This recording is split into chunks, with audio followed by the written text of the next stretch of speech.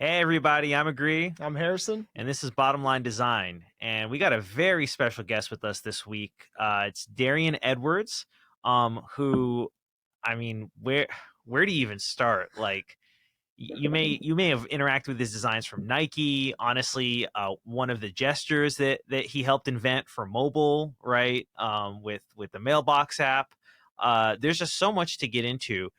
I would love like just to start from the very beginning. Can you tell us a little bit about your origin story and your come up as a designer? Because I saw that there was kind of like a whole bunch of stints that you had at different places before being the founding designer at Orchestra, and I'd love to hear about those early years. Yeah, cool. Because I'm originally from the south side of Chicago. Lived all over Chicago, also lived on the north side with my dad before moving to Denver with my mom. And kind of grew up in Denver until I was, late teen, young adult, and then ended up going back to Chicago. And so I remember that the summer, my friends and I were on the south side, were all sharing an apartment, and we had made a decision that we didn't want to get rooms out. We were trying to figure out what was going to Nice. happen. And we kind of decided that we're going to be willing to do anything that wasn't money. And one of the early things that we started doing was making T-shirts for people. So a good friend of mine, his name's Jabari, he goes by JB. He he took me to this guy's house and he got a bootleg copy of Photoshop and he had it was in a plastic bag with this like CD and he's telling me about Photoshop and I'm like what is this? I've never heard of it. And he's telling me it's like the most amazing thing ever and he's telling me how he did airbrush in high school and he's like this is how we're going to get some money. We're going to make some shirts. And I was like okay. And so we got Photoshop hooked up. Everyone probably remember what those torrent days were like. But Oh we ended up yeah, getting it set up on my computer, loaded it up, and literally the best way I could describe it is like I just fell in love. I just fell in love with messing around with Photoshop and like trying to figure it out. And I remember not really knowing how to do anything um, but just like figuring it out, and I ended up like started enjoying like, okay, I want to do this, so how am I gonna learn how to do it? Um, and that was my like early start with design. Wasn't very good at it, um, but around the same time, while that was happening, and I started to kind of get introduced to design. It was during the MySpace time, and right, MySpace also had a similar kind of culture of like tinkering and like trying to figure out, I was trying to figure out how totally. to do, cool stuff with my profile and all of Making your that. And profile song unstoppable, unpausable. exactly, Thanks, exactly. Tom. Well, for me, I really enjoyed customizations. Um, but I think another big part of the story that I was sharing, just another, friend of mine who I live with, was my friend Andre. Went by Dre, and it was me, him, and JB in this apartment. And Andre, I would say, had his crap together a little more than JB and I, because he was in the trenches and he had a 5 year plan. He was like, I'm going to be a Oh wow. contractor and I'm going to start my own real estate business. And he's doing really well now as well. But, I wanted something like him that like to be passionate about. I guess I'll say is a big part of my inspiration because I was like, dang, I want something like that, but it's not carpentry for me. It's not construction. Like I can't do it. It's too hard. But we ended up trying to start a property management company, Andre and I, and he was really talented, and we ended up being able to get some early clients. And I remember, we wanted some marketing collateral. Like we had this idea to like make a bunch of flyers and people, we could do drywall or, demo work or whatever. Mm-hmm. And we got these flyers made. And I was like, oh, snap. Like, it was again back to this design thing. And I was like, oh, shit. They like this flyer is like dope. Like, I wish I could make that. And so we're then like, okay, we need business cards. We need a website. And so I'm like, okay, I have to try to figure out how to make some of this stuff because we can't keep paying. I think we paid like $300 for these flyers, but they were like, really nice, high gloss. And I Right. was like, I gotta figure this out. And so that I'd was love to see another that big file. part. I might have some somewhere. I might be able to dig up. Yeah, we'll make it the thumbnail. Yeah, right. I mean, I feel like that's so many people's entry point, right? Is that they realize that they're looking for something for sure, like in that formative stage where they're trying to figure out what their passions are, and then they start to see that there's a type of work that needs to be done that either because of resources, like, either financial or network wise, they're just like, look, it would be easier for me to just do this myself than have someone do it for me, right? Yeah. And Yeah. so for you at that point, it was like you guys are doing a property management company, which is maybe the furthest thing you could get from design. I was gonna say, yeah. And Oh, through it's that, hard. you fell in love with like graphic design, and then what happened from there? So what happened with I Dre? think What it was, happened? it was so much, trying to build a property management company was hard. But looking back on it, it's funny because like part of the things that I do today and I enjoy, I was doing then. So for instance, like coming up with the name, right? Like what's the name of the business going to be? And so I was doing, marketing, branding, design, and I didn't even know the words for that stuff yet, right? I didn't really know what I was doing. But I remember telling Dre one day as we were trying to like build this business, and he's still in school, he still has a job, and so he was already starting to go like this, and the rest of us were like, figuring it out all day, and like, painting on shirts and like making customized things. Like he like would always have his rent money, and we didn't put it like that. And so, but I was helping him try to build this business. And I remember coming to the realization, like, dude, like, in order to really be big in the property management real estate game, you need money, right? I'm like, you need some money. Like, we need a truck, we need tools, like, we're borrowing and renting, and like, we just need bread. And I'm like, it's going to be hard. And I'm like, to do this like web stuff, this design stuff I'm messing with, like, I literally don't need nothing but what I have, which is a computer. Right. And it wasn't a great one, but like I was like, all right, we got Wi-Fi at home. It's literally everywhere. It's like in the library, like, everywhere I go, I'm like, I could do this, right? I could get on Wi-Fi. I could mess around, MySpace. And I so can get was on like, LimeWire. yeah, exactly, literally. And so, LimeWire was serious too. Ended up being part of our hustle. That was all the design software back in the day. Bootleg movies, bootleg CDs. But when I decided to like say, okay, I'm gonna do design and try to figure out how to make it a hustle, my boy JD and I ended up, we were making skirts, but we had this realization that we could kind of combine the efforts for artists on the South Side of Chicago who would need essentially almost like a branding package where we would make them a custom MySpace page, we would make them a mixtape cover, and we would make them merch. And they would pay, a lot of money for that at that time, right? Yeah. Get anywhere between 500, maybe $800, and we would do that pretty quickly. And once we did one, they would go tell somebody. And so I realized that like me, people also liked custom stuff. And so whether it was like basketball players or basketball teams or up and coming music artists or people who were promoters who were throwing parties, they would want custom stuff, so custom shirt or custom MySpace. And so we just started hustling like that. And so yeah, that's how it started. Wow. Keep Okay, going so because it all yeah, builds up. it all builds up. Yeah, so I mean, like, it's interesting, right? Like, you're talking about, so this starts basically like in Chicago, right?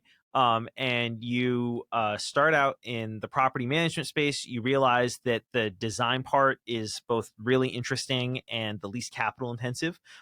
So then you're like, okay, what if we just uh let Dre have the property management bit, and then JB and I are going to go off and figure out how to make this design thing work for a community of entrepreneurs. Sound familiar? That's kind of what Numi does today, right?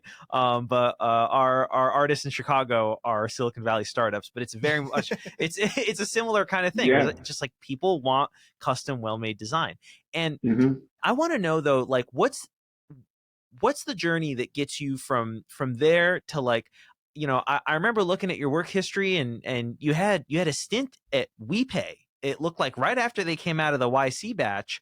It So was like freelance, already, yeah. like, yeah, But yeah, yeah, you kind of like beeline straight into like the artery of like Silicon Valley, in a pretty short yeah, span of time. yeah. I mean, the best way I could explain it is like the internet. I always say I was just like, a child of the internet. My mom was one of the first people in our family, let alone community, that had a computer. And, I was, since the very early days, I've always been an internet baby. Um, and it's funny, I always tell a story. My mom would try to restrict my, screen time at that time, and she set a password on the computer, but she left the password written on a note on an envelope on the desk. Rookie mom mistake. So, Infosec, mom, you got to get it right. Use a password manager. um, and so yeah, I was just like an internet baby, and so I would always be up late, on my face, um, and I would just be reading and just going down a rabbit hole, right? Of like, whether I'm trying to make a website or something. I got into Flash and I started teaching myself Flash and learning Flash. Oh I yeah. taught myself HTML and CSS and like all Mm-hmm. this stuff that started on MySpace and just kind of like hacking. And then I kind of got into web design. I remember at around the same uh, period getting into like TechCrunch, right? Discovering TechCrunch. And also around that time, I started to get pretty good at design. And I also knew tech, which made me an asset to agencies at that time, creative agencies who were trying to figure out social. And it was just like too young. Oh yeah. I Right, was right. like a young punk who really got social. That was becoming a word. I really got social. I really got web technologies, and I really got graphic design, and I really understood how to connect those dots to a business. And it was like small business. And I wasn't thinking about like corporations and stuff like that, but that was able to get me connected to agencies. And so when I got into the agency world, I loved it and hated it. I loved it because I was like, yo, I didn't know that this was a job that I could like get paid to do this. But I hated it because it felt like the fast food of design around that time where it was Mm. always like, yo, you got 4 weeks, like go. Or like you got 2 weeks, like make this website. And I remember being on like Drupal and like WordPress and like, you find a theme and you try to get Oh it. yeah. And I used to be like, man, I just want to go deeper and I want to be more connected. And I think because I was also pretty green and pretty raw, I wasn't connected to client meetings. I was the guy in the corner with the headphones just like cranking. And so I used to want to be like, okay, not only do I want to like talk to the client because they're going to screw this up, right? And like, not only are they going to screw it up, it's like, see all these other opportunities. I see like, okay, we Mm-hmm. did the website, but like we should do the MySpace and like, are they thinking about Twitter and what does their Twitter look like? And like, what about like their ads and like how the So you world were is supposed thinking to about be it connected? holistically. You were thinking about it Yeah. holistically from the very jump. And like one question I would have is like, how did you view design? How did you view your role at those agencies when you first walked in versus when you left, and the same question for the agencies. Yeah. Your best guess, like how they Yeah. viewed you, and then how they viewed design as a discipline by the time that you were leaving. Yeah. So good question.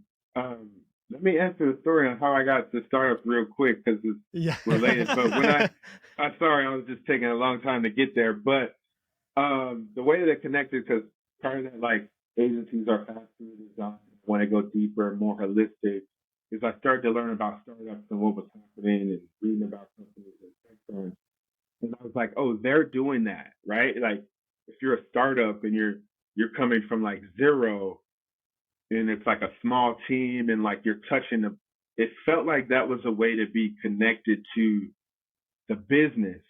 So again, even at that time, I wasn't fathoming that Nike has graphic design and web design. Well, I still wasn't thinking like the world is that big yet. Right. It was still pretty small. But then when I learned about these small startups that were like, oh, there's companies like MySpace and there's like PayPal and there's other weird people trying to do like similar stuff and like this is crazy. And then I'm like, I need to work with them. So that's how I started thinking about where I wanted to go.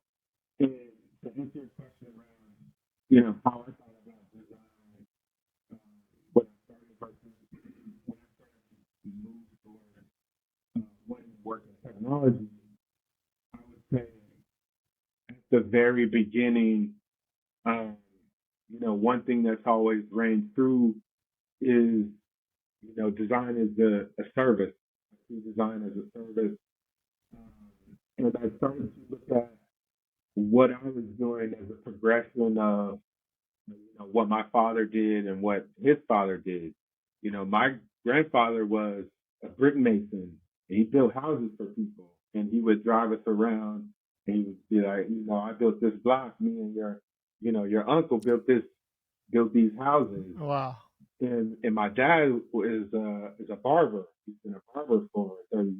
And so without even knowing it, I was always taught craft, right? Right. And I remember my dad, him who's a barber, one of the best barbers in the world, I would say, um, to cut anyone's hair and they'll be feeling like $1 million. But he taught me, you have to care about, that customer. And when they see a mistake, he said you have to have a heart to be able to stop them, be able to say, come back, sit back down. Mm. I see something wrong. And so I had this deep understanding of um, service, and craft, right? And it started as like, me just wanting to have fun and hack and, do custom stuff and kind of like express myself. And I learned quickly that if you can combine service and craft, you can not only impact the business, but you can make money, right? It's of value, just like a barber Right. or a carpenter or, you know what I mean? So, yeah. Yeah, I love that. I love that intersection of service and craft. Yeah, I Great mean, story. wow. Yeah, it's actually it's so funny that you mention that and how like kind of how disparate these three disciplines are, right? That like people who like lay bricks and build buildings, barbers, designers, right? And how craftsmanship is everywhere. And I think that in American culture, and I think in just a lot of cultures, like we are conditioned somehow to think that it only exists in like a small subset of trades or disciplines. I mean, so Mhm.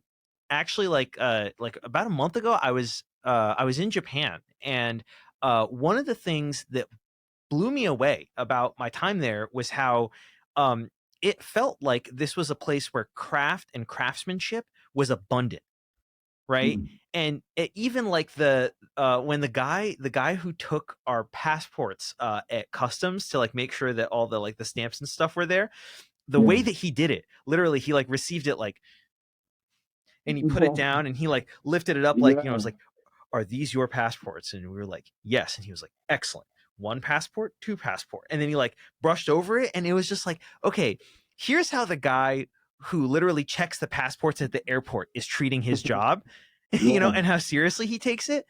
And it turns out that like a lot of design is basically just like, imagine that in like a vial, in like a human being, and it's like, we're going to inject this level of care into the organization, and like that's Yeah. what the designer Mhm. does. The Japanese, Absolutely. they're so considerate. Yeah. The Japanese, I think, like, their culture is well designed. Like, Totally. Yeah. everyone cares about Super one thoughtful, another. yeah. Everyone cares about systems, how like punctuality, Mhm. things that maybe other cultures might not prioritize. Yeah, and I feel like when you try to explain to someone who thinks that design is just a visual discipline, and you try to explain to them that thing, like what is that thing where it's like it just feels like it works, right? Yeah. And you can't even put your finger on it, but like that's what it is, right? And I Right. feel like it both is a blessing and sometimes can feel like also a curse, that this is now Yeah. a devoted, isolated, siloed discipline, right, inside of a broader organization, as if like the lawyers don't have to care about it, right? Yeah. Or like the Yeah. engineers don't. Yeah. No, totally. There's been a lot of times in my career, where I've crafted some things that a lot of people love. And I think, one, like you said, they can't really put their finger on why. And number two, there's a lot of care that's went into it, right? Where I feel like, back to the engineering thing, there's been a couple of times where, fight, right? For the smallest like details, where it's like, yo, that needs another 10 pixels of padding, or like Right. pipe, or like, matter of fact, we're gonna change all the fonts. We're gonna change before we launched Mailbox. We changed probably like 90 pixels in a half, probably 2 weeks before. And it was because, shout out to Gentry Underwood and El Luna, but I learned a lot from them, and a lot of like the philosophies that we would talk about, they would talk about, like, stripping things back, and making sure what's there is what needs to be there. And I Yeah. started to, and at the time we were working on the app, and it was iOS 6, and everything was glossed, and like everything was like really heavy and dense and shadows, and it was Yes, really skeuomorphism. Yeah. with somebody who like enjoyed those interfaces, and got really good at those stylings and the techniques and Photoshop. But when we were building Mailbox, it started to feel tired, and like not only tired, it started to feel like everyone else was doing it. And I feel like a big part of me was just like purposely like zigging, like, okay, learn the pattern. Like that's kind of like hacker culture, or like early web culture, right? It's like learning the thing and then like redoing it. Right. And so Right. like Right. everyone's like iOS 6, and every app has this like gloss, and like you can kind of like pick all the moves. And I'm like, let's take it out. Like, let's remove the gloss. Let's remove. And I remember doing a really flat version of Mailbox. Whoa. Too foreign to the platform. Yeah. And then iOS 7 comes out. Yeah.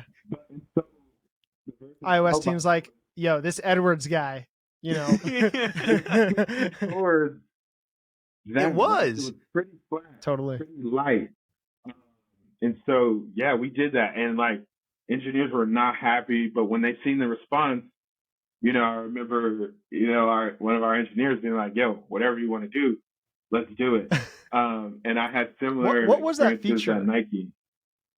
What was that feature, and what was the justification behind the feature that you wanted to roll out, that you fought adamantly which one? for? The one that you... Yeah. There's a couple we had to, fight for. I think it was one of those things where design is just so much more malleable, and fluid, especially within the Mailbox culture. And there was one point in our office we literally had to put up a fake wall to kind of separate like design engineering. because we would be we would be trying stuff. We would be saying, okay, we're going to redo this whole thing. And like you can imagine if you're an engineer, it's like, what's going Yeah. on? And they're like, Fear. Yeah. we wanted natural light, and they wanted it dark. And so That is so it funny. was literally, you know, night and day. And so we had to bring them along. We had to tell uh, the story of design and really start to, I think that's where I really started to begin to find my voice around um, building a rationale and being able to speak to the why. And not a lot of my work up until Mailbox was just like feeling. And like Feeling. now I was working with a team that was like, you know, Stanford and IDEO and like all, and I'm just like, I don't know, it's just, trust me, it's fire. And I'm like, what do you mean? So Where's the proof? right. Yeah, So where's the okay, proof? And like, how do we know? And like, why should we do this? And like, we got to go fast. And like, and so I had to really find a voice and to be able to express some of my feelings and also be able to lean in to some things that I didn't know, right? Where it's just like, I don't know. It just feels really good and it feels right. so let's just step back for a second then, because I think that unless you're like maniacally curious about sort of the history of tech, and really like in the weeds, it can be really easy to overlook how big of a deal um Mailbox was as kind of like a breakthrough moment in design, and in like the arrival really of like mobile design. I mean, you just hinted at it, right? Of how you guys sort of like beat Johnny Ive to the punch on the flat design paradigm in an era where like the whole world was just going skeuomorphic. So can you just tell us first of all, like, what was the Mailbox app, and what was its sort of like impact on arrival? Because I remember reading about you guys in Wired a decade ago, when I was like in my TechCrunch phase, right? When I was discovering tech, I was like, Mailbox got acquired for how much? Who are these guys? Like, you know? So like tell the audience. It was, first of all, I'll say it was one of the, you know, best experiences um, of my life. And, um, it was just such a great team. You know, I always say it's always the people. You know, when whether it's a great marketing campaign from Nike or a great it's always a team. And so it was an awesome team. But the mailbox app was, I guess, to distill it down. We wanted to do what you just said. We wanted to reinvent email for the mobile era, and it took us a while to get there. And like I would say, again, I can't, shout out Gentry enough because I feel like I really learned about the sport of design working with them. And at the time, um, and also just to kind of tell this story too, back to like child of the internet, I got the job from Twitter, you know. Whoa. Yeah. Also shout out to Chrissy Tillman, does a lot for uh, the design community, especially black and fashion and black designers always reaching that she climbs. So shout out to her. But she posted, one of her friends was looking for a designer, and I DM'd her and told her to connect me. I get connected to Gentry, and he's like, "Yeah, we've been looking for someone who can press you out." And he's like, "Design one of the screens in the orchestra app, and if you do that, I'll bring you out to Colorado." At the time, I was living in Minnesota. It was super cold. Hated it. Um, my wife loved it. I hated it. Um, but he's like, "You'll bring you out. Like, I'll give you like a day. I guess like a design challenge, is what we would call it now." And, Right. I remember designing like multiple screens, probably like the core screen for that. Like one screen, I'm like, I'm gonna hit this whole thing, and I did it, shared it back.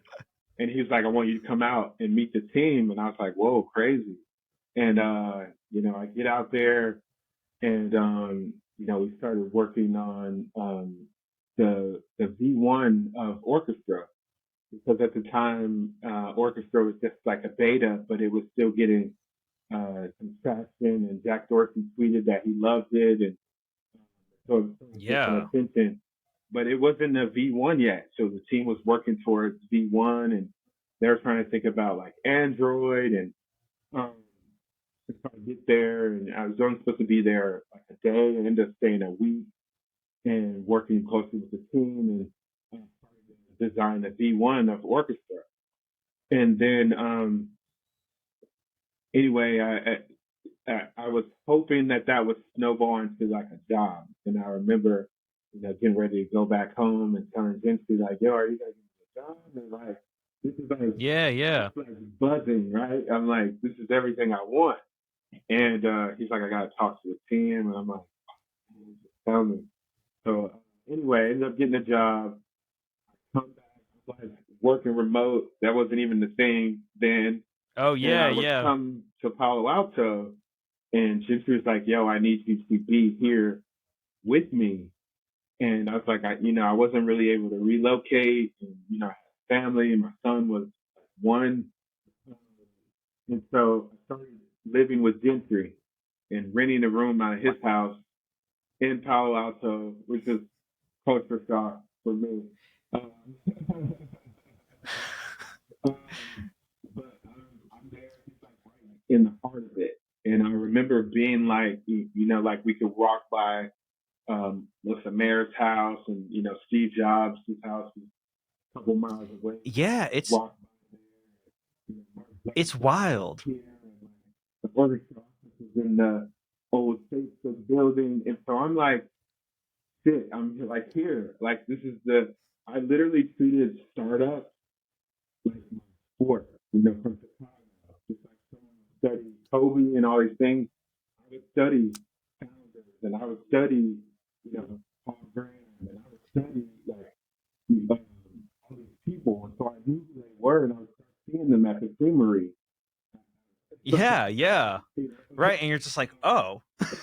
Robert, What were people would just hanging around, and I was like, oh shit, I'm here, and sorry, just to finish the thought, but like I was living with Gentry, and I got to see firsthand what it's like to be early stage design CEO, right? Because every day we would wake up and we would design and we would think about features and we would think about, the next version.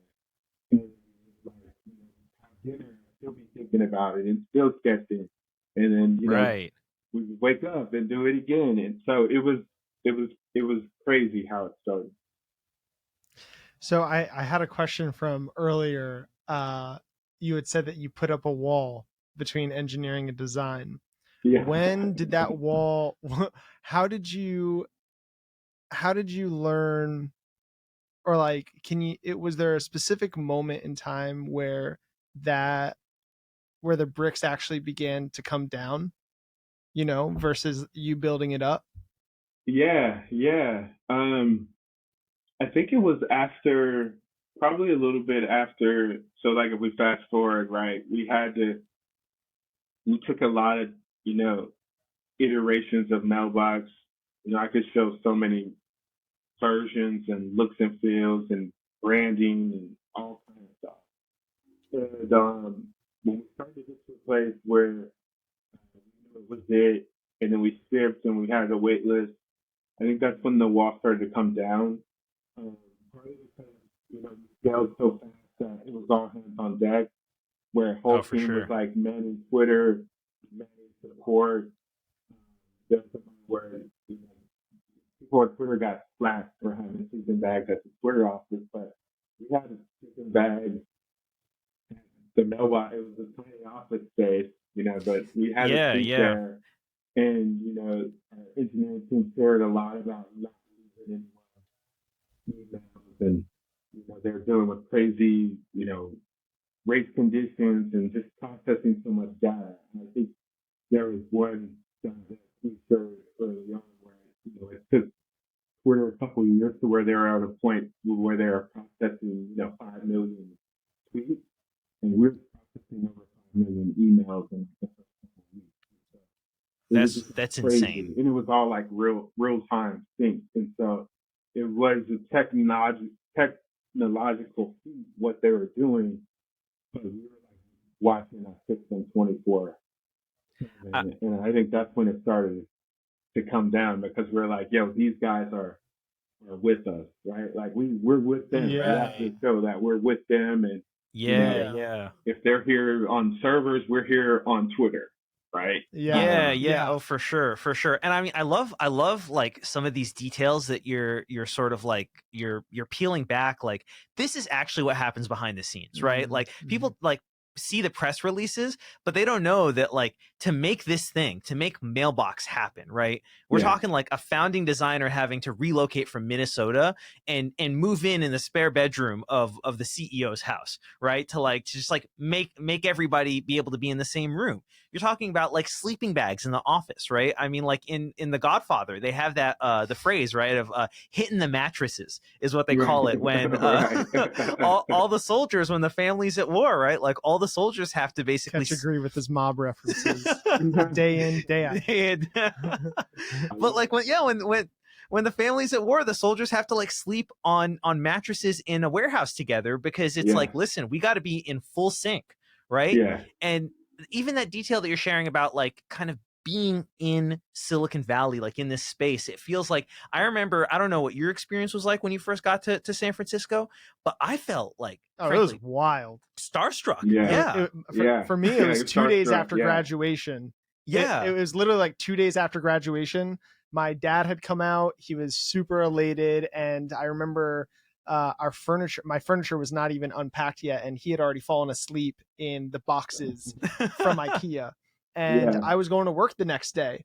And I just remember walking to work because I didn't understand BART. I didn't understand like anything. So I was like, Uber wasn't out yet. Lyft wasn't there. And I was like, holy cow, I'm just walking through where most of the apps on my front page are. And like, this is nuts. Yeah. It's just a mecca. Like I mean, the way you're describing it, having been like a gateway drug through like TechCrunch, like, when you see like Paul Graham at like the Creamery, you're like, oh, that's Paul Graham. Like, And I mean, I think that those details are like so important and so easy to miss that it's like when you study a trade like this, when you study a craft and like, your Kobe's, your LeBrons, you've been like, you like the rewind button on your VCR is broken because of how many times you've like replayed the highlight reel, right? Right. And then to actually be on the same court as them is just it's unreal. To be in, I was gonna say too, that was a part of it, for me and for us as a team. We, back to that care word, right? We cared a lot about what we were building. But for me, one it was to be on that level, like you said, right? To do something that felt like it was like one of the giants, right? And so we used to be like, yo, there's like 12, 13 of us, and we're gonna fucking kick Google's ass. Excuse my language. Yeah. But like, that was the spirit, right? We're gonna take it to them, right? Like on the design front, on the engineering front, on like every front, we're gonna smash them. Like we have to, and like that energized us, and it definitely energized me, and it definitely gave me I guess a sense of belonging. And I had a chip on my shoulder too because I felt like, and I won't bring like the race thing or like whatever, but I remember like I would get a lot of interviews because people would see my portfolio and they'd be like, wow. And I wouldn't get the job and they would be like, and they would be like, I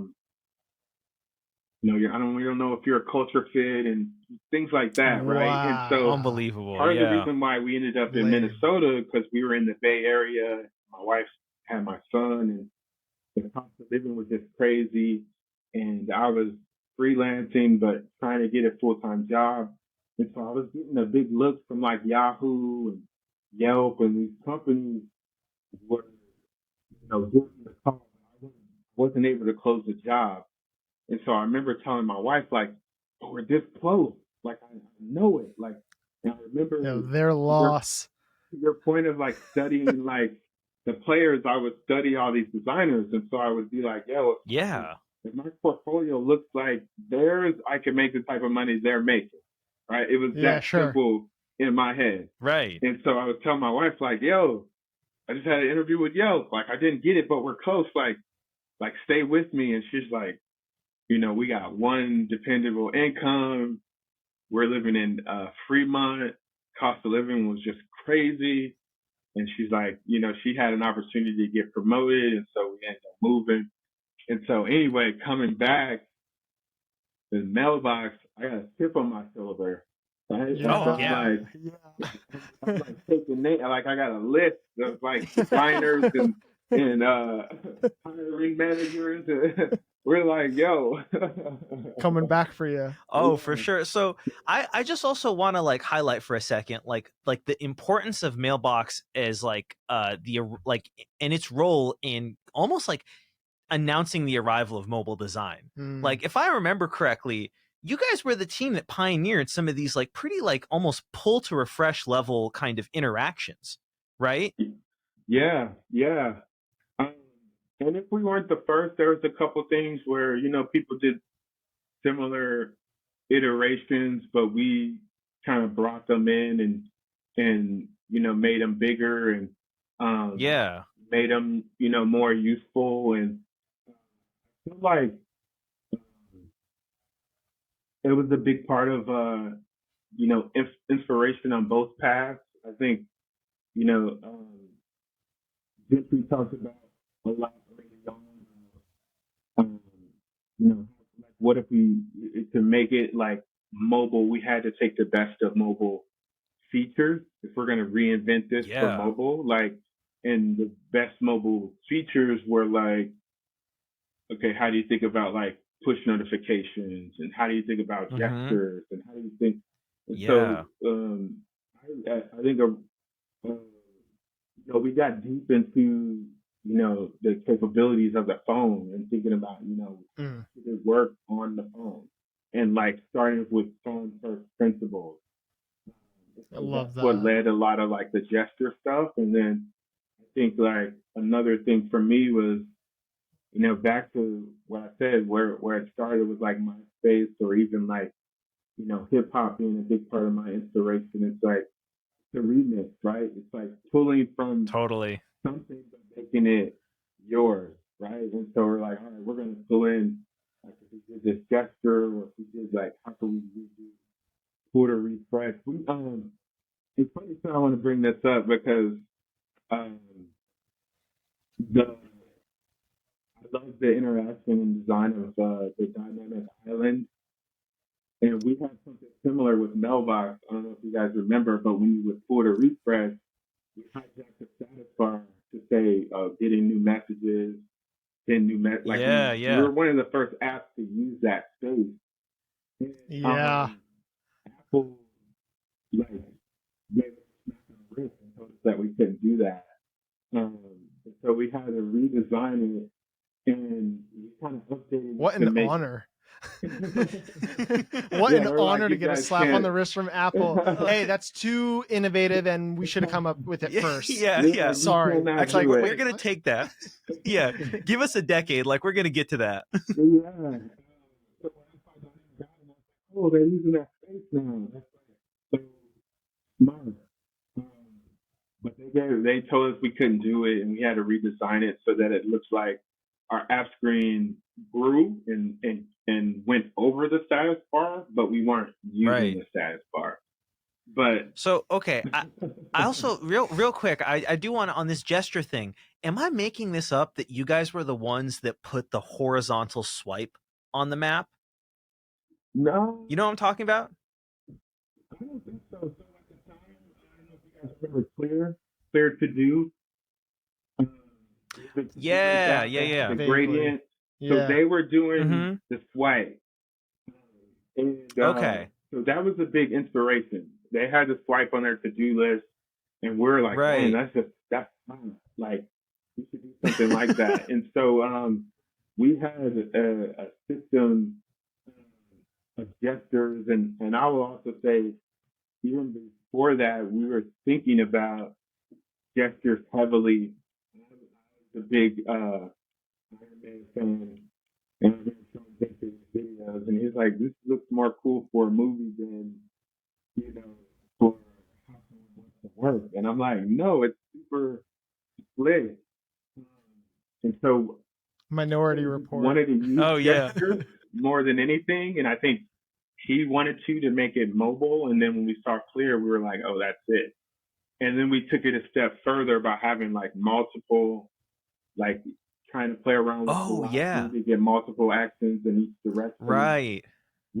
But you guys, that's what I'm thinking about. Yeah, you guys were the ones who brought that horizontal gesture pattern then to email, Yeah. mobile email clients, right? Yeah, yeah, yeah. And I think okay, so I just want to chime in on like delivering flowers while you can. Like the reason that feels like such a like monumental like moment in my mind in like the history of not just mobile but to an extent email client design is that I remember Paul Graham actually like wrote about this like maybe a few years before Mailbox came out about how he sees his mailbox as a to-do list, Yeah, right? And so the fact that you guys took like a gesture interaction from a popular mobile to-do list app and you brought it to email, it's like yeah, very deep level, deep tissue like parallels, right? That it's like your mailbox is a to-do list. So if you're going to knock something off the to-do list, just do it the same way you would on Clear, right? yeah. 1,000%. 1,000%. I'm glad you made that connection. That was something that we thought about a lot in Orchestra. The first product was a to-do list, and I think that was a big aha for Gentry. And it's funny. I remember when we first got connected after the Twitter DM. Yo, text Gentry, because I'm like, "What's his email?" He's like, "Just text him. He's trying to get off of email." And that was like an aha moment for him, where he was like, his wife is the biggest supporter of Orchestra, and you know, invested in it just as much as him and the rest of us. And she was a very heavy user of Orchestra, and they did all their family to dos on there. But she sent him an email one day with to dos, and he was just like, "Shit, like we're never gonna be email. Like it's never gonna go away. Like I've You tried can't to be not email. use Yeah. it. I've tried, but like it's the spot." And so we then were like, "All right, what can we do?" We're like, "Email shitty. Like we just didn't like it." It was everyone's first digital thumbprint. Yeah, Just like the phone number is everyone's, yeah. So it's unfortunate because that's the package it came in. yeah, totally, totally. And so we were curious on like, could we reinvent the inbox, and could we make a better inbox, and what would that look like? And so even early versions of Mailbox had to-do lists in them, to-dos and segment controllers, separate sections, ways to turn tasks into to-dos. Like we had so much stuff. Um, I could probably still build a crazy email or to-do client if anybody would be willing to invest in that idea. I'm happy to work on it as a side thing. Because we have a lot of You features. definitely got the credential for it. And the audience. Yeah. It's all founders watching this, which actually I wanted to kind of come back, right? So when you were establishing what is going to go in that MVP outside of that 2 weeks redesign prior to launch, what was it that you and the team were focused on when you were trying to release that MVP? I feel like a lot of founders right now are probably watching this, trying to understand what is design's role in an MVP, in the creation of an MVP. Yeah, I think that's a good question. I think for us, one of the main things I remember is stickiness. And so one of the core problems with Orchestra, even though people love the design, we had this curve, right, where people would just turn out, right, where like people would get it loaded up. They would, invite their roommate or their partner or whoever, and they would be sharing to-dos and all of this stuff, and they would love the app. And then after a month or so, the usage just dropped, right? And I think you see a similar curve with a lot of productivity apps, I'm imagining. And part of it's just like human nature and all that stuff. But we wanted something sticky, right? And we wanted to be like, okay, how could we make something that's, an integral part of somebody's life, right? That they're not gonna ditch this, right? They're gonna stick with it. And so I remember thinking that was one of the core things. And I think the we can talk about all the things that's in and out of I think another thing that we kind of put a stamp on was our onboarding. The onboarding process. If you remember, it was interactive. It walked you through how to use the inbox. It walked you through the gestures. And without coach marks, if I remember, Without it was marks, all. It was literally the app, but it was an illustrated version of the app. Yeah. And so we thought about a lot about like what's that first experience, your onboarding, even like how do you connect your inbox, right? And so we obsessed like what's it like? Okay, I'm gonna port in my stuff. I'm gonna connect my Gmail. Just like early on, everyone's gonna be Gmail. So like, what's that first time experience? And we knew if you can have an amazing first time experience and be delighted that there's a high chance that this would be sticky, right? Because of the, dopamine, the euphoria, especially even if you got the Mailbox Zero. So we're like, how do we design for that? That's like this. Whoa. Good. Yeah. And so we were like, and then we even rewarded you if you got down to zero. And so we obsessed that first time journey. And for a lot of people, they were able to get to zero. And I don't know if you remember, but that was like another way we got a lot of growth because people were screenshotting and sharing. I got to zero in like 2 minutes. Yeah. Because we were like, like archive all. That was like, and people were like, what? Why would I? But we're like, archive it. Because number one, you're either trying to organize shit in the folders that you never go to, or if you need an email, you're going to search for it. So clean up your inbox. And so part of that first flow was like, yo, archive this junk, keep what you need, organize it, and you're good. And so we're able to do that in like 2 minutes or less. And it was a delightful experience. And we're like, if we do that, people will stay. And it was right. So the notion is identify what can be made sticky, and then focus on onboarding. And in your guys' case, the onboarding was super slick. It allowed for like interaction design to really pull through without the need for coach marks. Mm-hmm. Actually, very reminiscent to Facebook Papers onboarding experience, which was so slick. Yeah. RIP. And then the second part was you guys identifying that the stickiness actually came in the form of getting to inbox zero. Mm-hmm. And with you guys, you could hit inbox zero, but with everyone else, you couldn't. Or you could, but it would take a lot longer. Right. Very interesting. Okay. Right. Totally. Yeah. Totally. Yeah. And we really designed for that moment, right? And I think, another thing is like for the early stage founders, it's almost cliche to say, but like talk to users and be your own user. Like you can't use your product enough. And so, we would print out our inboxes like, on pieces of paper, and we would go through line by line. And we would like say, okay, what action would you do with this one? What action? Okay, I would archive that. I would do that. I would do that. And so we would manually do that.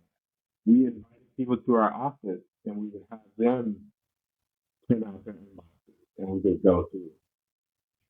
So this is a very different Darian than the one that was coming from Southside Chicago, where it was a lot of gut and intuition. Yeah. And now you were put in a position where you were with like, you know, Stanford, MIT, whatever IDO people, and now you had to really like surface proof.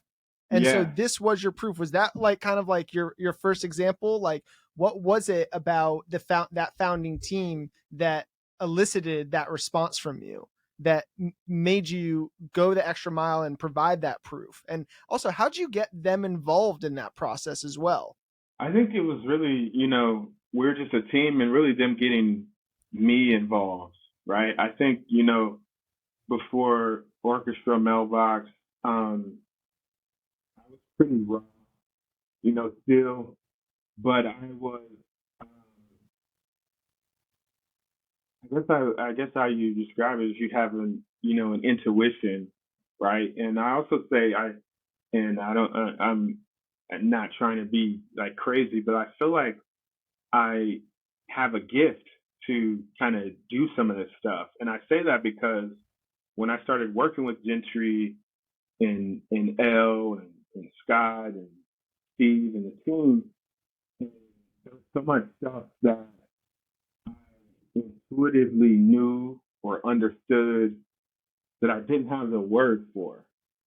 But they had like the word because they had that training where I was more like the hacker, right? I was more like the hacker, like I said, the internet baby who's just been like in rabbit holes and reading and doing all this stuff and just like you said, trusting my gut.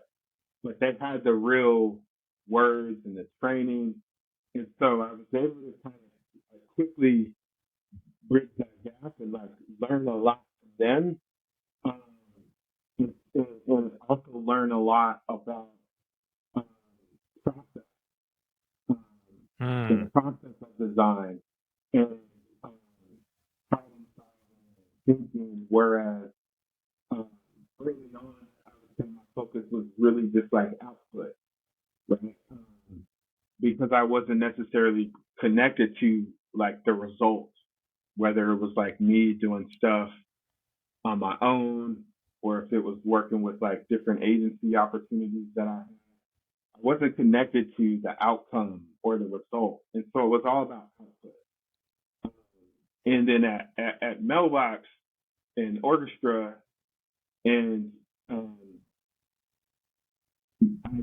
really understood like, okay, it's not about just how much I could crank out. It's not about like finishing. It's about designing something that someone's gonna love.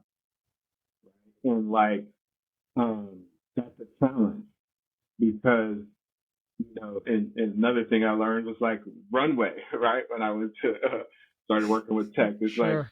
you don't have the runway. Like runway gives you revs to try, right? Yeah. Yes, The more runway you totally. have, the more opportunity you have to design something somebody loves. And so those two things were like rolling in my head where I'm like, okay, we don't have an infinite amount of time runway, but the objective is not to like check off this design deliverable. It's to really have something that people are gonna love, which is AKA product market fit, right? And so um, yeah, I think that was the biggest like understanding that design drives results. Um, and so I was able to back to where we started, like it's the craft in service to a result. Um, so Totally. yeah, Totally. Go I ahead. just had one last question before we can move on to, I think, Nike would be a cool Yeah, segue. yeah. But what was it that helped you understand how design could be measured? So you talked about just now how design was maybe able to have this impact and how different teams would be able to rely on you for your input. How did it actually get measured? Design is so sometimes amorphous, and of course you can, with different like tracking tools nowadays and analytics, but back then, like, let's just talk about the fundamentals. How did you track the impact of design? um, that's a good question. That's a good question, and I would say it was it was something that um, had to be ingrained into the culture, right? And I think if I would say, people on team are so important because, put the idea of mailbox in someone else's head and it wouldn't be mailbox, right? And so Gentry being CEO and having that designer background, um, he kind of ingrained it, and then same with Scott came from Apple. So design, we called everything design. We were designing for culture, but our engineers would say they're designing when they're talking about architecture and making Mm. Love technical that. decisions. Everything was design, and so it was ingrained in our culture, which I think gave us the affordance to um, be obsessive. Honestly, is the best way to describe it, right? And so we kind of had to have, yeah, or if I were to like make a point out of it, I would say you have to kind of have that cultural alignment in order to go deep, because at a lot of times it's hard to quantify, right? Why do we do like 30 different versions of this interface, or like that's dollars and cents, right? Like, I may understand the value of that for a lot of people, or for me now in other roles that as I grew up, or progressed in my career and became a executive, or more like heading product and understanding, the dollars and cents of design, right? Where it's like, that's a lot of money, right? And it may not be, I work with a lot of early stage startups now, and it's like, it may not be worth it, right? You may not get nothing from that. And so you kind of have to make sure, there's like a cultural alignment, and that's what the approach that you want to take. But also, a lot of what I talk about now is to understand the stage of maturity that you're at in order to invest in that type of design. Meaning, if you're a very early stage startup, you don't have any proof. It may not be worth investing, that much design. So how much do you need to invest in order to get a signal, right? And then once you Mm. have a signal, and then it's like, okay, now let's in, invest in obsession. Now let's get 30 Yeah. versions of that. And so it's all about that kind of balance. When it gets to Nike, and Nike is like, we No, had that I'm loving investment. this. Yeah. We had Yeah. room to make that investment. So Nike was a level of obsession, um, like nobody, but almost to a point to where it felt detrimental, right? And so Nike, I love because we're able to go really deep in design, that fast, and iterate, and think about every freaking detail. But we felt like I lost some of the speed of the start. And so what Hmm. I really enjoy is like obsession, but Right, How right. how'd you balance that? Like, one, like what was that first obsession at Nike? And how did you reconcile with the core you? Like the bootleg CD Photoshop hacky version of yourself, to now being able to have like probably a pretty cool budget at Nike and being able to obsess around something. Like, how did you find that balance? good question. I don't know if I balance. I don't know. I don't know if I did, or maybe it was, somewhere along the lines of, I think time is always a bit of a constraint. At some point, um, at Nike, there's like different levels of approval as well, and so I think I mentioned a little earlier, like starting to find my voice at Mailbox to speak to the rationale and the why and the purpose of decisions that I wanted to make, or feelings that I might have had. I had to really learn that art at Nike. And so some of my friends and I always joke and just say at Nike we just became deck designer. Um, building the deck is building the idea, but that is because Totally. you had to have buy-in. You had to have buy-in. So we come in and we're super, this ball of energy around the sneakers app, and we have to get this. Let's just say, so Nike has their own checkout service. It's like the Commerce and the Cloud team. They have a different name, and they have a roadmap, right? And we're like, yo, this sneakers app is gonna be dope. It's gonna change the game, and they're like, sure, but we're working on localizing so that we can launch in China, and we're taking an $8 billion opportunity. So what the hell are you talking about right now? And literally, we had people who were gonna be like, oh yeah, the 5 people that will use their app, and so wait, let's get. Wow. Okay. Let's get some context on this too, right? For folks who don't know, can you give us kind of like your greatest hits at Nike of some of the things that you designed, because it's a pretty wild portfolio, if you ask me. Oh yeah. So I was a founding designer and designer at Nike Sneakers. Right. For the Nike app. I got some fingertips, not as much as I wanted to on the Nike running app. And then on my way out, I helped design NGC Premium, the premium version of the NGC app. And pitched in on a bunch of stuff along the way. The Nike Training Club, right? Yeah. Because I think actually, so when Harrison and I, when we were in Kenya and we didn't really have enough money to afford a gym subscription, if you remember this, we used the Nike Training Club app. Oh, so cool. I think that well, you did. My fat ass did not. I remember the workouts of the the push-ups and the sled runners and all that stuff. So yeah, I mean, I guess maybe we could start just chronologically about let's go with the Nike sneakers app.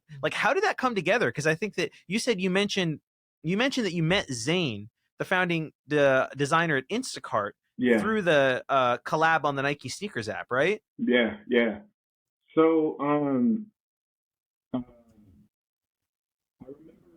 met Vic Singh, who was an exec at Nike, and I think he, amongst other things, was on Nike. He worked in Nike Digital and Nike Sportswear, and on the brand and marketing side of things.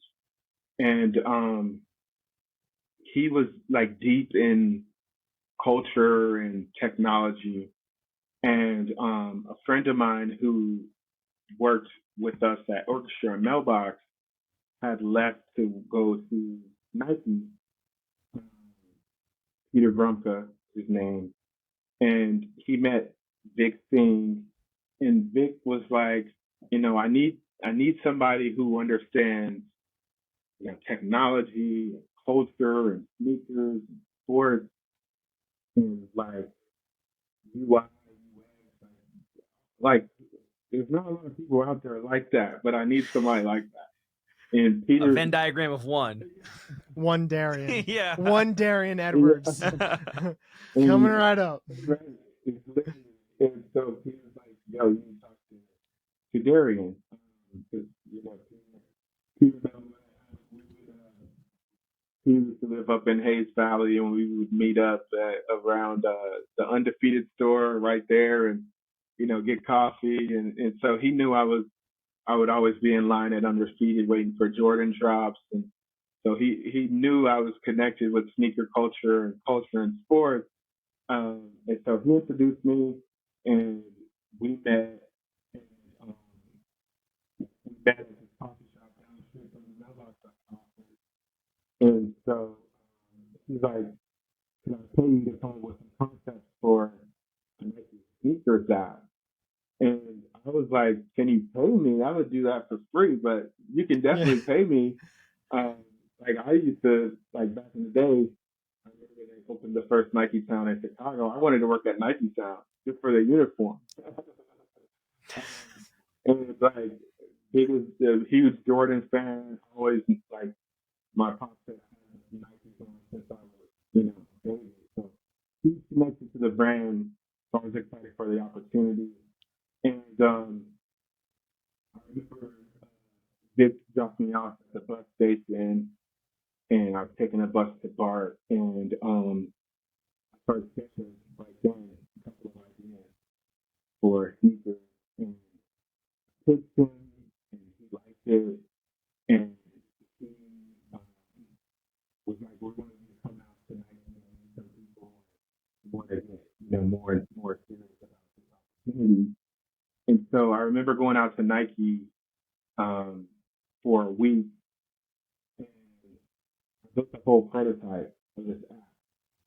And um, they were kind of freaking out a little bit because, at that time, RGA, big agencies were doing all of their digital work.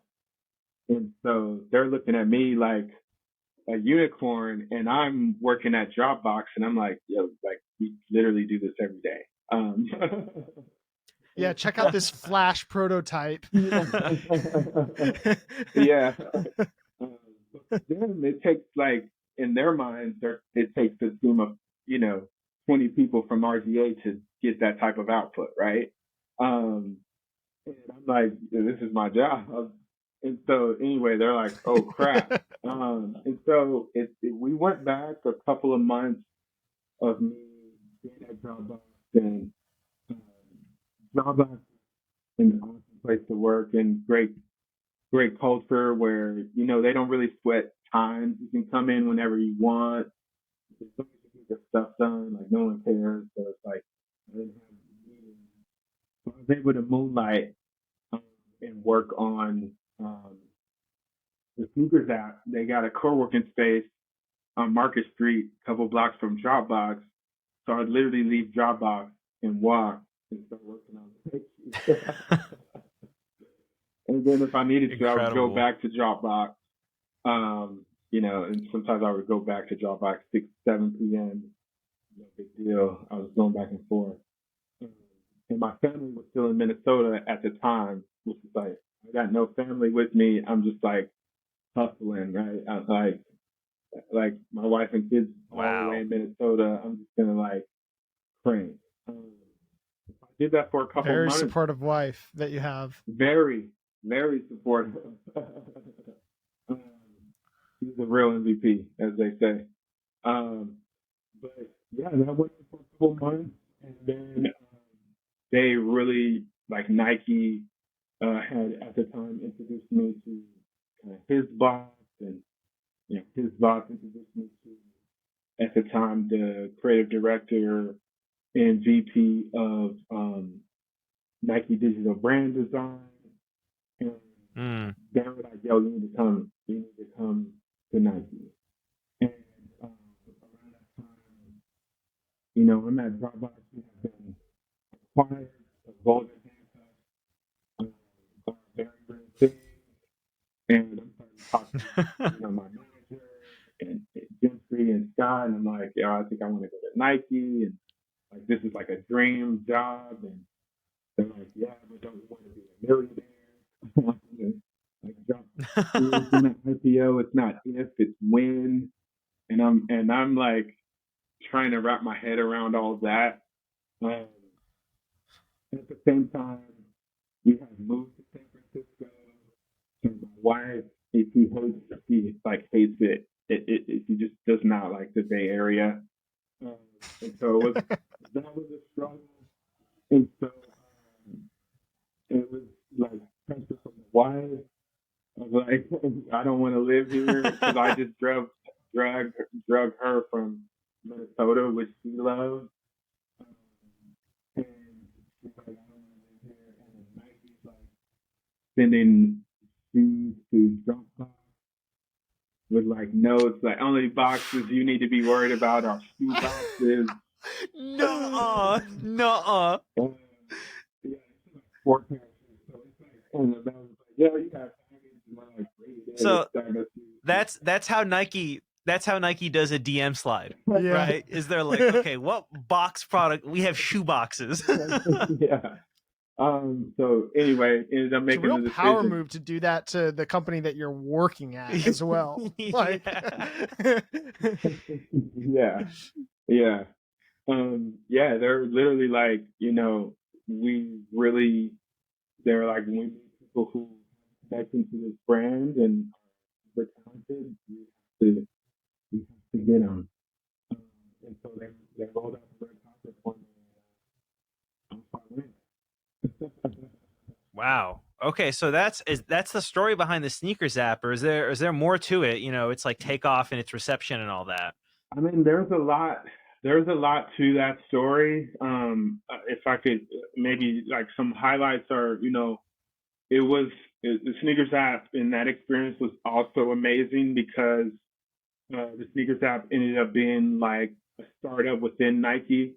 Um, I know Right. a lot of kind of products that are built at big corporations say that, but I think truly it was because it's the first time that Nike had ever engineered and designed a digital product in house, right, by Nike employees, whoa. right? And so, the fuel ban and all the other previous digital experience, Nike employees didn't even have the working files for that stuff.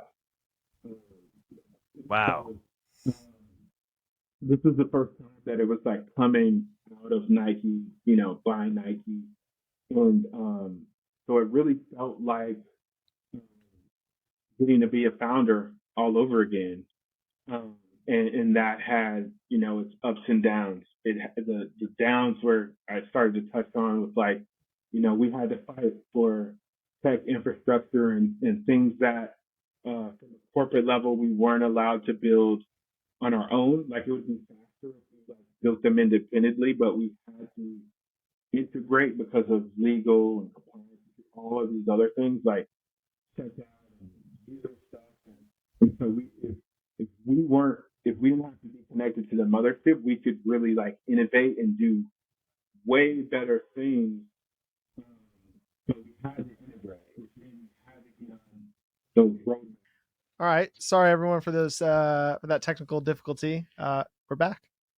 Yeah. Okay. So so you were saying like about the reception of the sneakers app and how like you had to basically sort of get people aligned internally in the organization. It sounded like it was a lot more almost like community organizing from inside of like the mothership, basically. Including getting buy-in from the payments team working on localization. Yeah. Yeah. So that's I may be a little bitter about that, but I get it. That team gave us a hard time though, but I mean, it was hard to compete because they had a really clear path towards a couple billion Sure. dollars. Um, Yeah. and we were like making a bet, right? I mean, like, and I feel like, you know, um, oftentimes at companies that big, you have different classes and pools of people, right? Where you have, people who've, maybe been here for a while and, they are really not looking to rock the boat too much. They're looking to do their job, work hard. Not saying that they're not working hard, but they're just willing to like do their job, work hard, and keep it moving. And then you got this new school of people, especially like me, right, who's like, this is like my dream, and like Michael Jordan's one of my heroes, and to me that means greatness, that means excellence, Right. that means the very highest level. And so I'm seeing things that didn't fit that in my mind, right? And so I'm also like naive. I don't know how things work. I don't know how big this place it really is. I don't know the channels of approval. I don't know that, this, you know, president said, we're not doing that 2 years ago and they got killed. Like I don't know that. I just Right. know excellence, and like if you guys aren't doing this, then like what's the problem, right? And so I'm like that new energized pool, and they're like, you're annoying. Right? Like essentially, right? They're like I'm like the You're little not new fly. energy. You are a pain in our ass. Yeah. Yeah.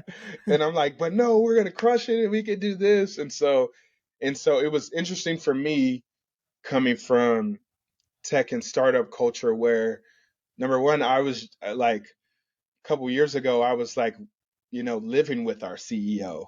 And so, of course, I push back, and of course, he gives me harsh feedback, and I tell him harsh feedback. And like, of course, like, I storm out of the room on him, and then similar to Dropbox was like hyper growth when I got there.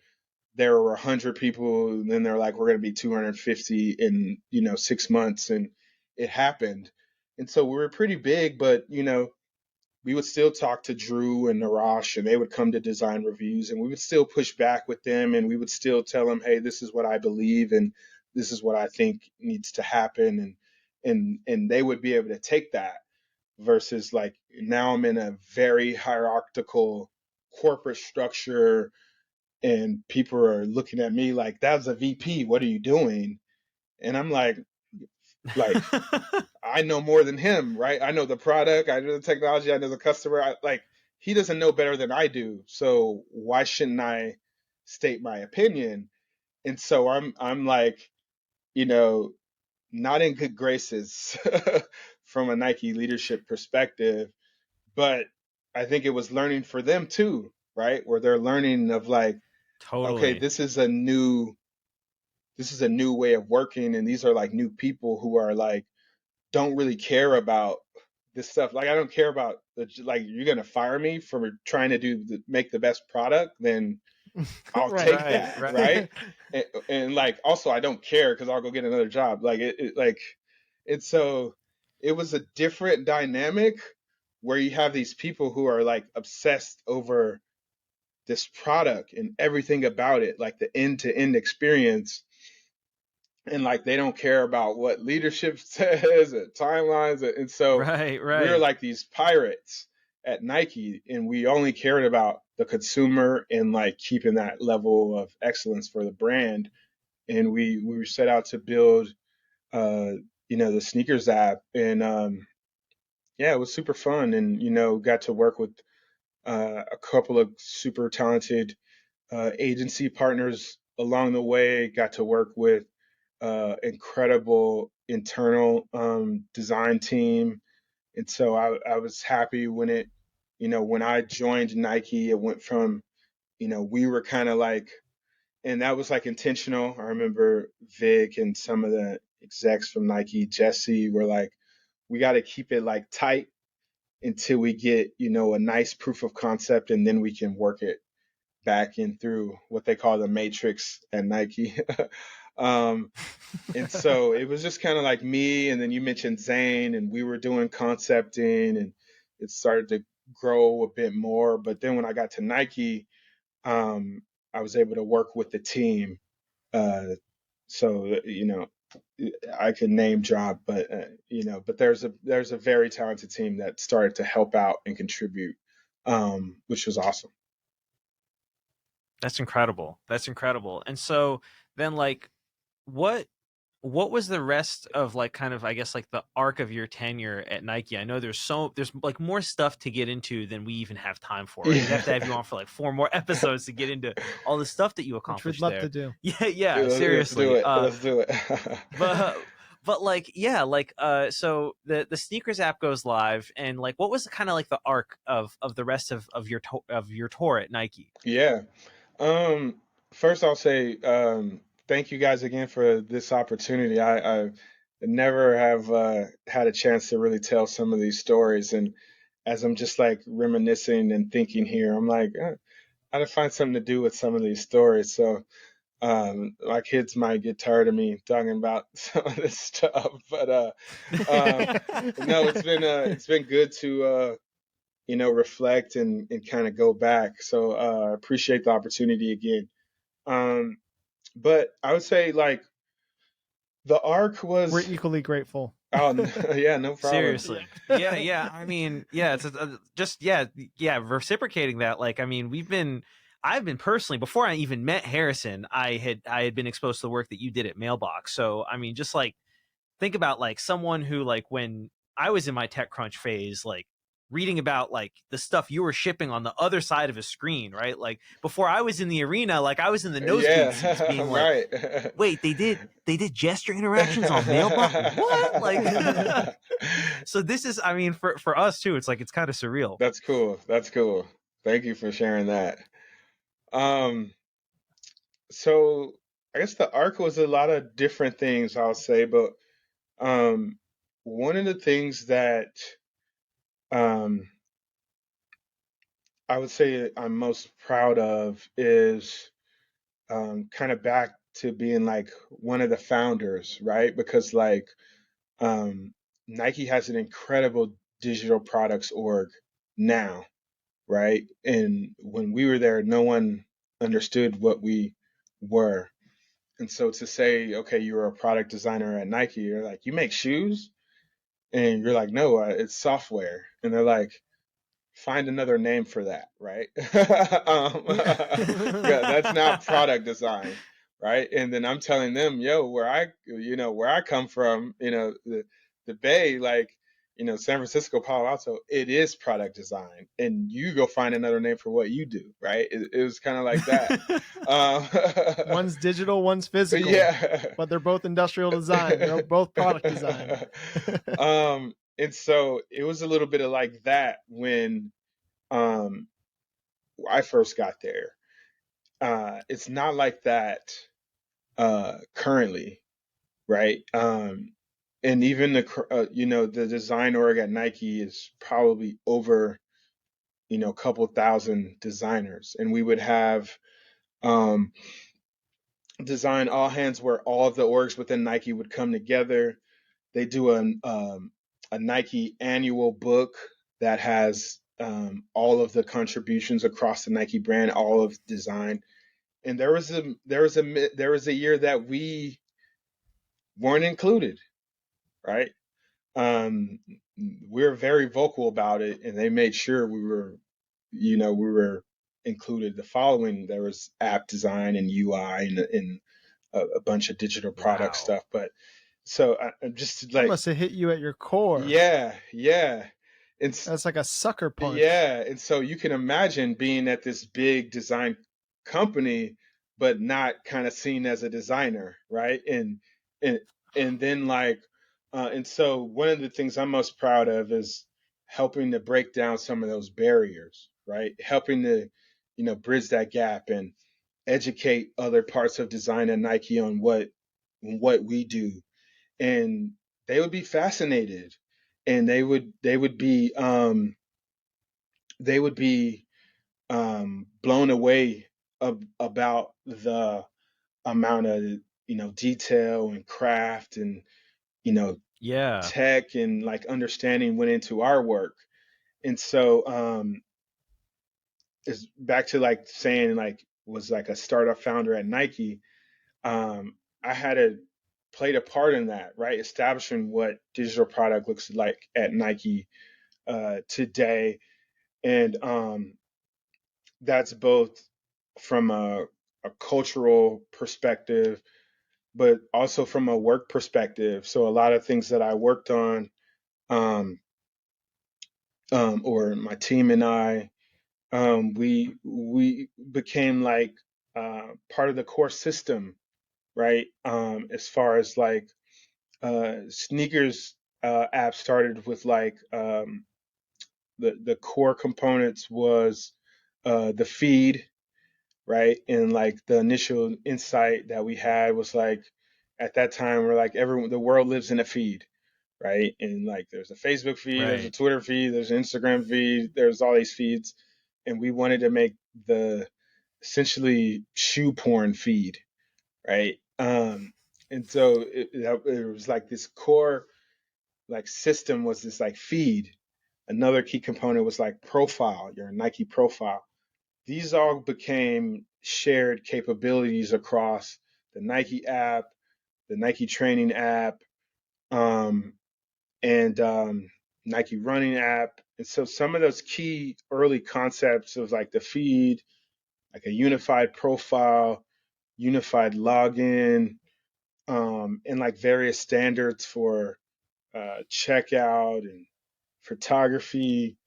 Um, they became big system things that are now inform all of the digital experiences, and we were kind of the founding architects of that work.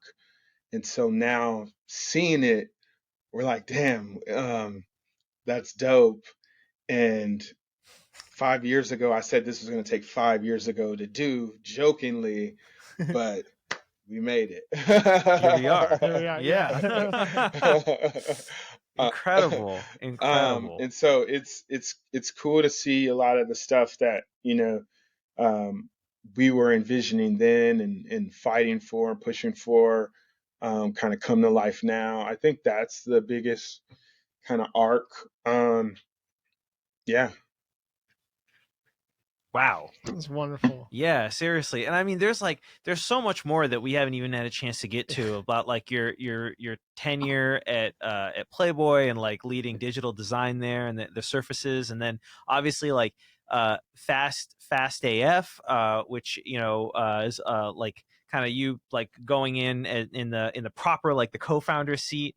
But I actually want to hear a little bit about like right now. Tell us about, is it Adila, yeah.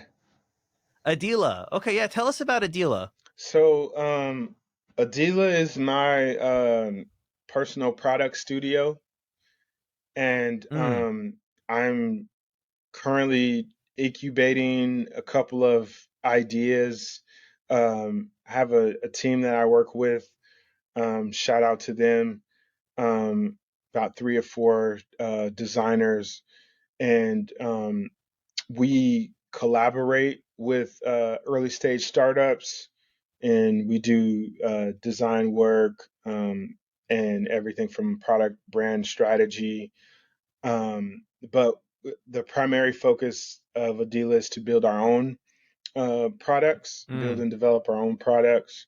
And we're getting ready to roll out um, a a product called always.co, which is um, a reimagination of design services. So kind of, you know, a lot of what I've been thinking a lot about is, or if I was to back it up, I would say, I just have a personal thesis around the concept of uh, access and accessibility. And it's mm, because I feel like um, the most valuable things like, you know, design, technology, they don't always provide access the way that they should, right? mm. Um, and I feel like we should be thinking about access a lot more. For instance, I could give the tangible examples of that, but um, I feel like we don't need another iPhone with a better camera. Um, we need a cheaper iPhone, right? We need everyone should Right. have an iPhone at this point, right? It's the best device, right? If it wasn't for the iPhone, we wouldn't be here talking right now, right? And so I think it's one of the great inventions in the world, but I think everyone should freaking have one, right? And so why isn't the greatest design and technology accessible? Um, Right. and so that's a big thesis for me and something I think about a lot. And so um, we'll bring up the, hot topic of 2023, AI, right? I'm Right. in the AI rabbit hole like everyone else. Um, I really love it because I feel like it has the potential to like impact humanity and provide a level of access like no other technology. Um, However, for various reasons, I see that, it's still, and this is more of a awareness problem, but uh,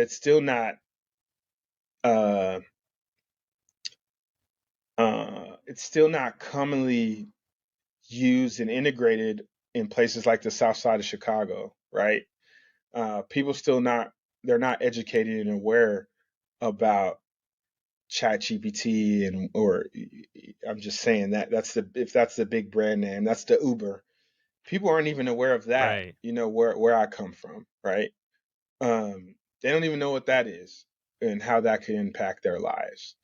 And so I think about access. And so our first product always is about starting to provide high quality design, access to high quality design for small businesses, creators, and startups. I'm trying to figure out how do we reinvent like a traditional agency or a creative services model, whereas um, most most or all Y Combinator companies can't work with RGA, right? They can't afford to work with Right. RGA, AKQA, Instrument, huge, insert big agency, right? With like all this creative superpower. How do we make that kind of superpower accessible? And I think uh, part of that is thinking about, and I could speak on how I kind of got here and a couple of things along the way, but like, Nike, I spent a lot of time taking, when we were designing sneakers and stuff at Nike, taking atomic design principles that I had learned from, Mailbox and early web stuff. And we kind of built systems at Nike. And then Nike, I got an understanding of not only like uh, the product that we're designing, but the operations. So at Nike, like understanding like, okay, what happens after someone presses the buy button? Like there's this whole flow, where at Mailbox there's no operational component. Right. Yeah. So now at Right. Nike I'm like, oh shit, there's a whole world that affects this user experience, which is Yeah, software is dependent on other software, which is dependent on other software. Where yeah. it's like Nike app, it's like software is dependent on the warehouse working, the Right. payment scheme working, Exactly. legal feeling comfortable with what you're saying right now. Like, Yep. yeah, Even like logistics, right? Because like, what if there's a totally. drop planned and like, it's in the app and the content is like, we had to figure out how to update content on the server side in real time in case, things change, Right. right? So operations, and then Fast AF was an even deeper understanding of operation and fulfillment. And so I guess all that to say, I'm kind of re envisioning design services, thinking about those key pillars of Mm. purchase, um, fulfillment, delivery. Um, Right. and I think if we can innovate in those zones, we can bring down some of the costs of design and creative services to make really high level design more accessible. And I also think the future of that is like hybrid, right? Like, what is the, AI plus design? I don't think AI is going to replace designers, um, No way. but it's going to enhance us. And so, like, what is that co pilot Totally. experience? And so, Mm-hmm. the way that I say this is funny because, like, Jack Dorsey said when he came up with Square, his big thing was like he wanted to redesign the receipt. And so I say what Right. Right. he's like, receipts suck. I want to reinvent the receipt, but to do that, I had to like start with like POS, right? Um, and then like that led to like And gouge car everyone with reader, like tips. yeah. Right. Just playing. Um, and Kind of. so for me, I if I distill it down, I really want to redesign the design brief. Um, because I feel like if we redesign the design brief, um, we can provide a better design service. I think designers will be happier. And I think business owners, creators, entrepreneurs, whatever, will have a better end product that actually, has a result for them. Um, and so I guess you could say that I'm trying to redesign the design brief. Incredible. Love that. Love that. Wow. Well, thanks so much, man. This was a truly like far-spanning conversation. Yeah, and we know this is a sprint. This is definitely our longest one, but Yeah.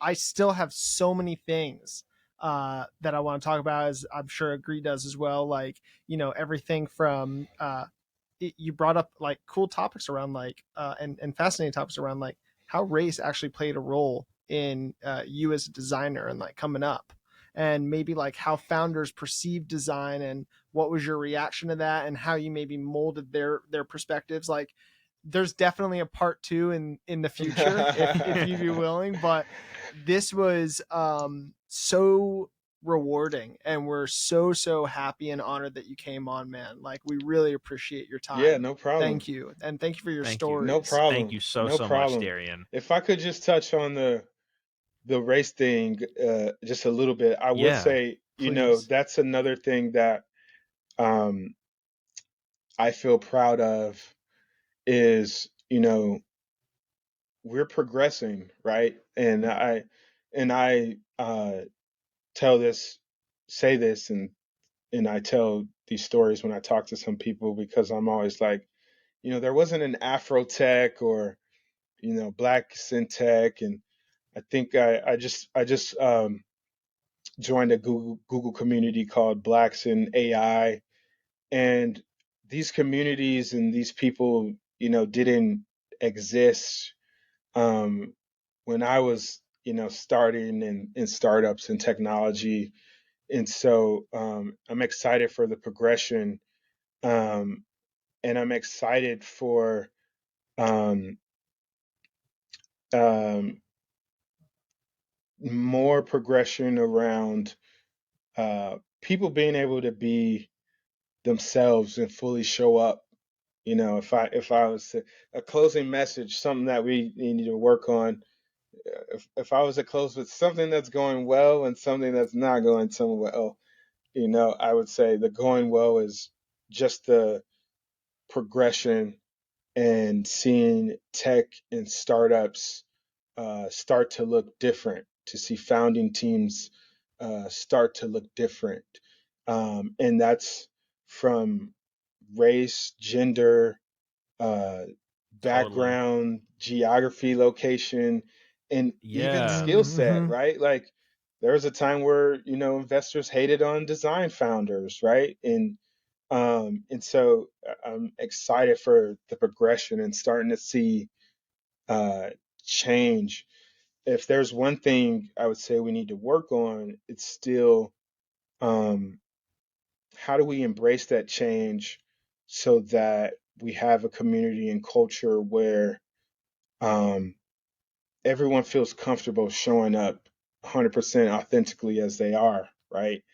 I think like that's um, a big problem that almost every corporate culture has. If you ask their employees, it's like they don't feel good being themselves. And I So as true. one of the compliments I always got as a leader is people felt like, yo, I could just like be myself. Like, I've been Mm. rocking the unkept look lately, and a ba- All I wear a natural. baseball hat, sometimes or whatever. But it's like, um, I used to tell my mom because she's like, "Aren't you a business leader?" But I used to say I worked hard so that I don't have to wear a button up. I don't think that's cool.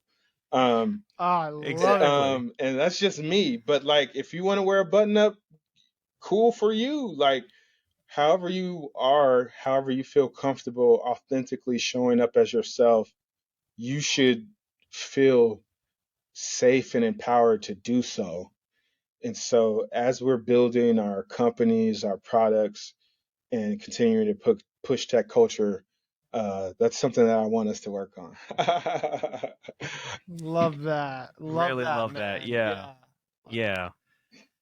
I just want to say one last thing. Like, you are such a magnanimous person, it seems. Like, you are so it feels to me that you are such a grateful person, and I'd love a laundry list of all the names that you mentioned in here so I can like put them in the description, because Cool. the way that you appreciate others is definitely something that everyone watching this is going to take away, like myself included. Like, For sure. it is we need more of you. No, thank you. Thank you. So like, yeah, like, you are definitely a designer's designer, like very empathetic, very grateful. We are just so honored to have you on the show. So thank you so Oh, much. yeah, no problem. Thank you, guys. Awesome, everybody. That's Bottom Line Design for this week. Take care, y'all. Bye bye. See ya.